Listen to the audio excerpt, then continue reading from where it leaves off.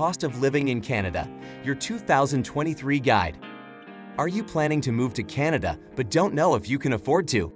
In this video, we will explore the cost of living in Canada in 2023 so we can arm you with the knowledge to make an informed decision regarding how to plan your move.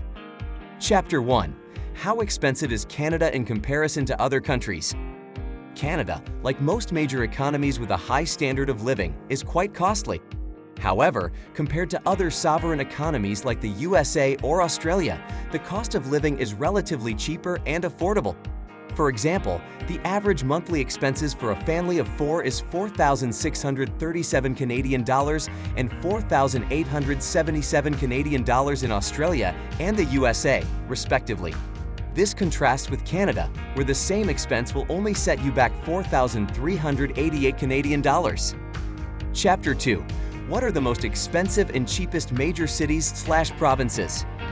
Canadian cities, while offering a high standard of living, tend to differ a lot with regard to their affordability, a consequence of the large and varied topography of the country, which led to different socio-economic conditions.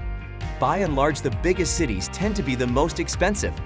According to Numbeo.com, Toronto, Vancouver, and Calgary have an average cost of living per person of 1,366 Canadian dollars, while smaller cities and towns such as Sherbrooke, London, and Winnipeg have an average cost of living per person of 987 Canadian dollars. Chapter 3. How expensive are housing and accommodation in Canada? Living costs, like housing, accommodation, transportation, and healthcare, are comparatively cheap in Canada compared to either Australia or the USA. However, to offset these costs, you should apply for permanent residency when considering a move, as many amenities and services are free of charge to Canadian permanent residents. You can obtain permanent residency by receiving an ITA via a number of different immigration routes. Speak to an RSIC to find out which the best path would be for you to take. Chapter 4.